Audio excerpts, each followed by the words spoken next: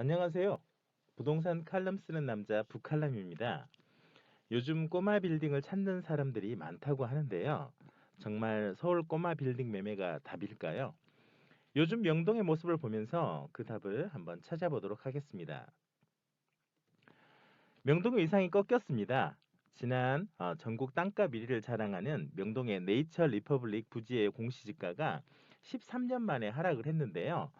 네이처 리퍼블릭 명동 월드점 부지는 19년 연속 최고가를 기록하고 있지만 올해의 공시지가는 1제곱미터당 1억 8,900만 원으로 전체 면적으로 따지면 공시지가가 319억 9,770만 원인데요. 혹자는 이 금액도 어마어마한 것이며 여전히 전국 땅값 1위가 아니냐고 반문할지도 모릅니다. 하지만 지난해 공시지가인 1제곱미터당 2억 650만 원보다 8.5% 떨어졌다는 사실 자체가 1위의 체면을 구기는 일입니다. 물론 이것은 코로나19의 장기화 영향 때문이지요. 명동 네이처 리퍼블릭 부지의 공시지가가 떨어진 일은 이전에도 한 번 있었습니다. 바로 글로벌 금융위기를 겪었던 2009년의 일이지요. 당시 1제곱미터당 공시지가는 6,400만 원에서 6,230만 원으로 하락했는데요. 지금이나 그때나 전 세계적인 위기라는 것을 감안하면 공시지가의 하락이 이해되지만 지금의 하락폭은 그때와 비교가 되지 않는다는 것입니다. 관광객이 없는 명동은 위태롭기 그지없는 것이지요. 관광객이 오지 않는 명동 상권은 상권이라 할 수가 없겠지요. 그리고 그 여파가 땅값에도 영향을 미친 것입니다. 지금 명동은 여기저기 상가 공실이 눈에 띕니다. 이전에는 꿈도 꾸지 못했던 권리금 없는 상가가 즐비합니다. 만약 코로나19 바이러스가 퍼지기 이전에 거액의 권리금을 주고 들어왔다면 낭패도 이런 낭패가 없겠는데요. 울며 겨자 먹기로 본인이 주고 들어온 권리금보다 훨씬 낮은 권리금을 책정해봤자 상가는 나가지 않는다고 합니다. 부동산 중개인들의 말에 따르면 권리금을 달라는 매물은 아예 빼고 중개한다고 하는데요. 시대가 어느 때인데 권리금은 있을 수 없다는 것이죠. 오래도록 영광을 누린 명동만의 이야기가 아닙니다. 삼청동, 인사동 등 강북의 관광 명소는 모두 앓는 소리를 내고 있다고 하는데요. 광화문과 종로 역시 한풀 꺾였지만 그나마 직장인들이 있어서 좀 낫다고 합니다. 이런 상황은 통계에서도 여실히 드러나고 있습니다. 상업량 부동산 데이터 기업 R스퀘어의 통계에 따르면 2020년 4분기 임대 가격을 100으로 봤을 때 2021년 3분기 중대형 상가 임대 가격 지수는 광화문 96.4, 종로 98.4, 그리고 명동이 79.9입니다. 공실률 수치는 더 심각합니다.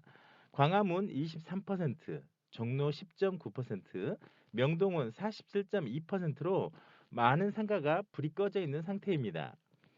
이처럼 공실도 많고 무권리금 임대차 매물은 많지만 역설적으로 매매 시장은 호황을 이어가고 있습니다.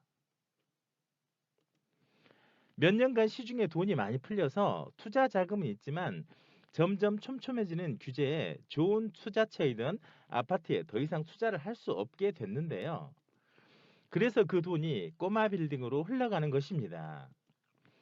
반대로 말하면 대출은 최대한 받고 영끌해서 건물을 샀다면 지속되는 공실과 다달이 나가는 대출 이자를 견디지 못하고 매물을 내놓을 수밖에 없고 그런 매물은 돈 있는 사람들이 덥석 물어가는 구조가 됐다고 볼 수 있습니다. 여기에 올해부터 보유세 부담도 더 늘어나니 버티려고 해도 버틸 수 없을 것입니다. 이제 듣기에도 지겨운 빈익빈 부익부 현상이죠.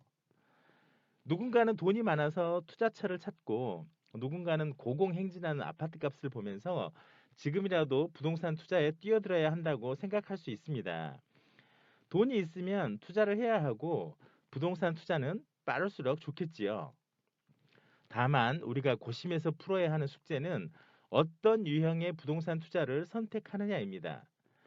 물론 정답은 없습니다. 단 자신에게 잘 맞는 투자 유형은 분명 있습니다.